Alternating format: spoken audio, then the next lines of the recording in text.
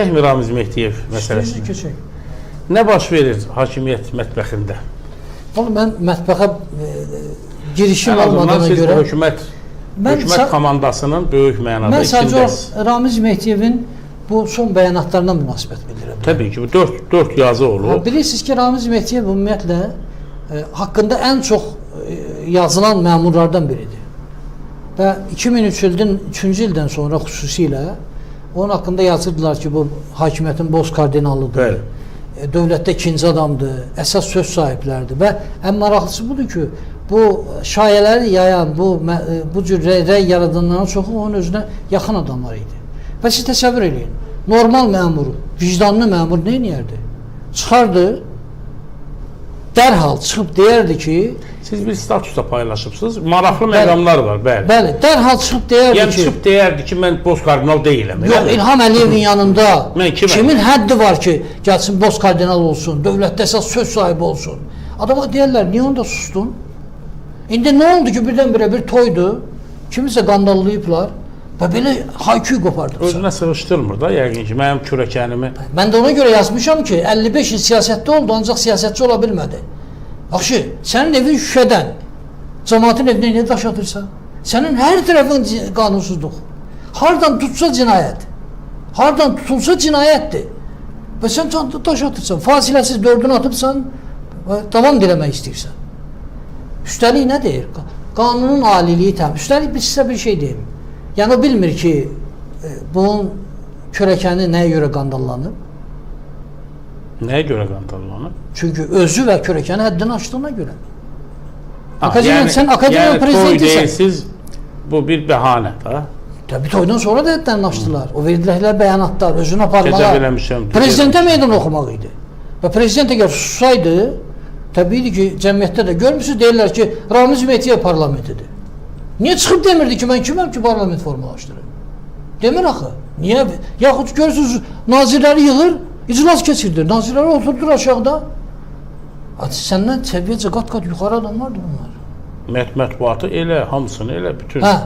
Üstəlik sənə bu cür hörmət olunub. Belə ədəbərkanla yola salınıbsan. Heydər Əliyev ordeni verilib. Azərbaycanda nə qədər adama verilib Heydər Əliyev ordeni? Çox az. Deyəsən elə bir-iki təhlükəsiz yeganə adamsan ki, sən təhlükəsizlik şurasının fərdi üzvüsən. Yerdə qalanlar vəzifəsinə görə üzvdür. Bir nəfər sən fərdi üzvüsən. Və bu qədər hörmətin qabağında. Lap təsəvvür elə ki, sənə qarşı haqsızlıq olub. Hesab edirsən ki, sənə qarşı haqsızlıq olub. Onda durub meydan oxuyurlar. Əksinə, onun yerində bir siyasətçi olsaydı ağıllı, çıxıb üzr istəyərdi qonaqlardan. Deyərdi ki, sizə hörmətsizlik gətirdim. Siz layiq olmadığınız vəziyyətə düşdünüz. Mən sizdən üzr istəyirəm. Prezidentdən üzr istəyərdi ki, bu gərgin dövrdə mən əlavətsə problem yaratdım. Lap biraz da insaf olsaydı, akademiklərə müraciət edərdi ki, mənim vəzifədən azad eləyin. Mənim haqqım yoxdur orada oturmağa. Yoxsa məqalə dalınır. Nəyə görə belədir? Mənim üçün müəmmalıdır ki, niyə mənə olan münasibət başqalarına olmur? Meydan oxumadır da bu, elə mi Abdullah? Təbiidir ki, meydan oxuyur. Təbiidir ki, üsyan eləyir. Və bir şey yenə də deyim, bir şey nəzər almır ki, sənin evin şüşədəndir. Sən daş atma. Sənin harana müdaxilə olunsa, yoxlanılsa 1000 dənə problemin çıxar. 1000 dənə problemin çıxar. Mən hələ onu demirəm ki, sən Azərbaycanda az çox qabiliyyətli olan adamların hamısına divan tutubsan. Mən şəxsən o dövrdə müəllif hüquqları agentliyinin sədri işləyəndə Əli Həsənovun aramızda çox ağır söhbət olmuşdu və mən ona çox kəskin cavab verdim. Əli Həsənov da onun xas adamı idi, əsas adamı idi. Çox kəskin, çox ağır, hətta təhqir elədim Əli Həsənov. Və təbii getdi şikayət elədi. Çağırdılar məni, Ramiz Mehdiyev, Əli Həsənov, Fatma Abdullazadə. Təsəvvür edin, sən administrasiya rəhbərisən. Ədalətli yanaşma. Ən azından bir qulaq asmalısan ki, nə olub? Mümkün vermədi danışım. Dedim, icazə olar, mən nədirsə dedim. Vermirəm icazə. Və siz təsəvvür edin, mən sustum onda. Bilirsiniz niyə sustum? 19 gündür vəzifədə işləyirəm. Bu adamlar rəy yaratma ustasıdırlar. Gedib rəy yaradar. 19 gündən sonra indi işdən çıxmağın... O Heydər Əliyevin dövrü idi, eləmi? Yox, Prezident İlham Əliyevin. Heydər Əliyevin dövründə onu da demək lazımdır ki, Ramiz Mehdiyev bu qədər eləyə bilmirdi. Prezident İlham Əliyev ona çox dəyər verdi. İstənilən təklifi mən cənab prezidentə göndərəndə bir cavab həmişə deyilib. Ramiz Mehdiyevlə danışmaq lazımdır. Yəni müəyyən məsələlərlə bağlı Bəs daim bu mən indi deyil təkliflər ki, heç göndərirəm. mənlik deyil. Mən heç bir şeydə yoxam. Mən səlahiyyətimi açmamışam. Mən heç bir işdə deməmişəm. Təbiidir ki, hətta elə olmuş olsaydı da onlar deməməli idi. Normal, ağıllı siyasətçi hətta elə olmuş olsa da deməməli idi. Ancaq görürsünüz, hələ indi görün vəziyyət biraz pisləşsə onu eləyər. Demək istədiyim odur ki, Müəllif Hüquqları Agentliyində işlədiyim dövrdə bu adam mənə imkan vermədi. Özdə bilirsiniz məsələnin məqsədi nədir? Müəyyən nazirliklərə əli çatmır. Müəyyən qurumlar var ki, onun imkanı yoxdur onlara müdaxilə eləsin. Və bütün qəzəbini, hikkəsini yerdə qalanların üstündə sınıyır. Komissiya göndərmək, məktub göndərmişdi ki, şöbə müdürünü mənim razılığım olmadan təyin eləməyin. Heç bir qanunun, heç bir maddəsinə əsaslanmadan. Heç yerdə göstərilməyin belə bir şey. Mən niyə səndən soruşmalıyam? Üstəlik, məktub yazırdıq ki, icazə verirsinizmi bunu filan yerə təyin eləyim? Şifahi cavab verirdilər. Şifahi demirdi, çünki qanunsuz tələbdir. Demək istədiyim odur ki, mən Ramiz Mehdiyevi uzun müddətdə müşahidə elədim. Uzun müddətdə həmişə təəccüblənirdim ki, bu adamın yeri deyil axı. Çəkə bilmir. Şöbə müdürü bəlkə işləyə bilərdi.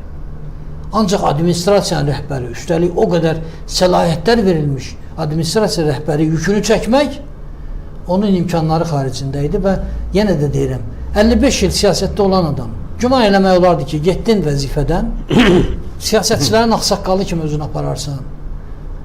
Hər kritik vəziyyətdə dərs verərsən ki, belə vəziyyətdən ağıllı siyasətçi nə cür çıxar? Sən böhran yaratdın. Və növbəti addımın artıq böyük bir fəlakətin başlanğıcıdır. Növbəti sənin çıxışın sənin üçün çox ciddi problemlər yaradacaq. İndi biraz onda o qorxu instinkti var. Çox güman ki, bundan sonra danışmaz. Ancaq hesab edirəm ki, danışsa nə olacaq? Araşdırmalara başlasa və indiyə qədər niyə başlamır? O maraqlıdır. Bir soruşan olsa ki, sən o administrasiya rəhbəri kimi aldığın 4-5 min manatla bu imperiyanı nə cür qurubsan, nə cür elədin bunları? O subsidiyalar barədə siz dediniz. O torpaqlar nəzarətində olan torpaqlar. Yüzlərlə hektar torpaqlar var. Və bunlar, evlər. Burada, onda təbii də onun məntiqini mən bilirəm. O birisilərdə də var deyəcək. Sən özünə cavab deyirsən. Hər kəs özünə cavab deyir. Başqası neyini? Vaxt gəlir o da cavab verər. Ancaq sən özünə cavab deyirsən. Sən durub kimisə, niyə deyirsən ki, filan kəs də toy eləmişdi? Ayıb olan şeydir. Heç bir cavan oğlana yaraşmır, mən sizə düzün deyim. Odur ki, 82 yaşında adam... Həbsxana qaydasından o çox pis şeydir. Normal mənəviyyat ölçülərinə görə də burada mənəviyyat... Bagaja qoymaqdır o adamları. Sən nə cür belə şey deyirsən? Yaşına uyğundur mu? Yəni, nəyə işarə vurursan? İndi deyirlər ki, başqa vəzifəli adamlar da eləyir. Mən bilmirəm. O cür hər halda yayılmadı geniş. Hətta o adamlar cəzalandırsaydılar, siz yaxşı bilirsiniz onların reaksiyasını. Üzr istəyərdilər, səhv eləmişəm deyərlər. Heç kim zaten indiyə qədər cəzalandırılan adamların və işdən çıxarılan və ya haqqında nəsə tədbir görülən, inzibat tədbir görülən adamların heç biri danışmayıb. Heç biri. Normal olan da ilkdir, bəli. Normal olan da budur. Bunlar İlham Əliyev də yaxşı tanıyırlar və bilirlər ki, o nə qədər səbr eləsə də, əgər səbrinin sonu gəlsə, onlar üçün çox pis olar vəziyyətləri.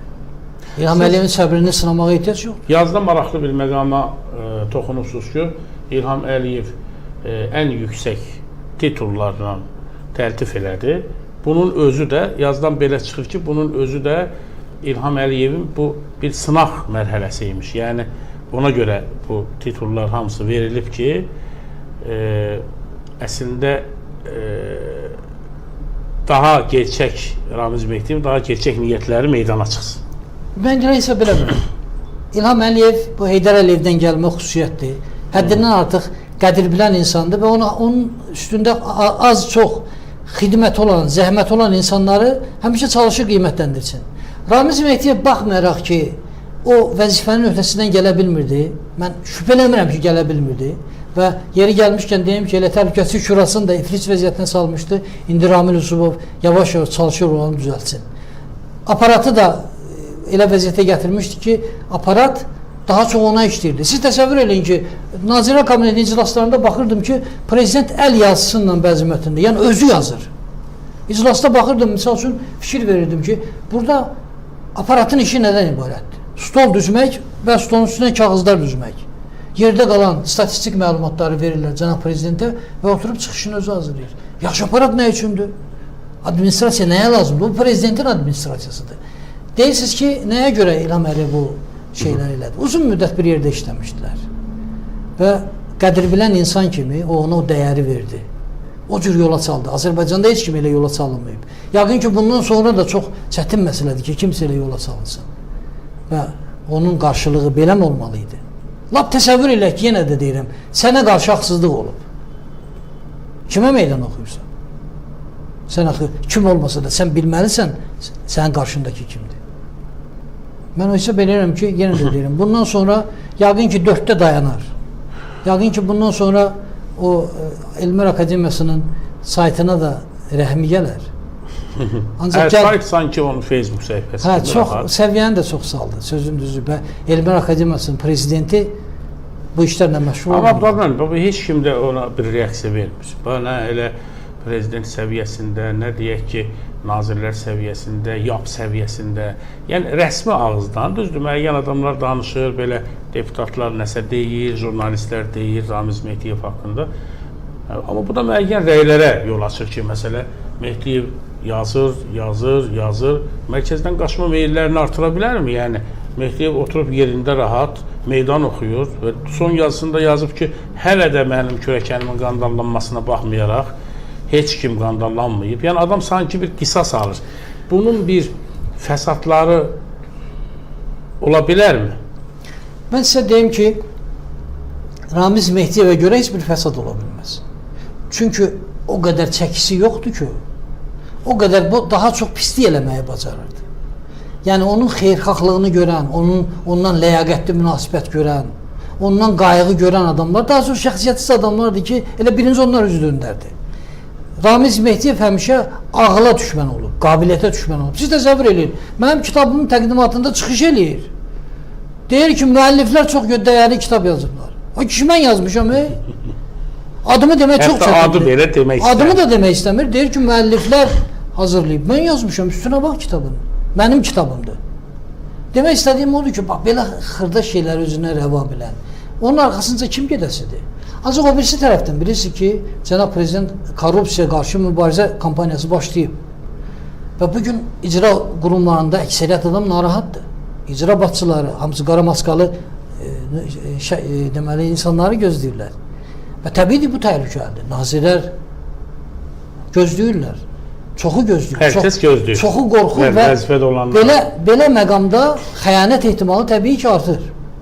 Ona görə bu adamlarla bağlı mən hesab edirəm ki, sürətli tədbirlər görmək lazımdır. Uzun müddət onları vəzifədə saxlamaq təhlükəlidir. O birisi tərəfdən də, əvəz ver, biz bir şey də düşünməliyik. İndi icra başçısı 800 min manat alır. Kim gedəsidir o icra başçısı almağa? Yükü ağır. Çoxu ona görə gedir ki, mən şəxsən heç vaxt elə bir fikrə də düşünmədim. Heç elə xəyalımdan da keçmədim. Ona görə gedirlər ki, qazansınlar. Qazansınlar. İndi bu qazançdan məhrum eləyəndən sonra yalnız vətən düşünən, fanatiklər, həqiqətən də Cənab Prezidentə yardımcı olmaq istəyən adamlar ki, onları tapıb çıxartmaq lazımdır. O adamlar gedər. Yoxsa 800, üstəlik maaşı da qaldırmaq lazımdır. İcra başçısına 1000 manat, 1200 manat verməklə.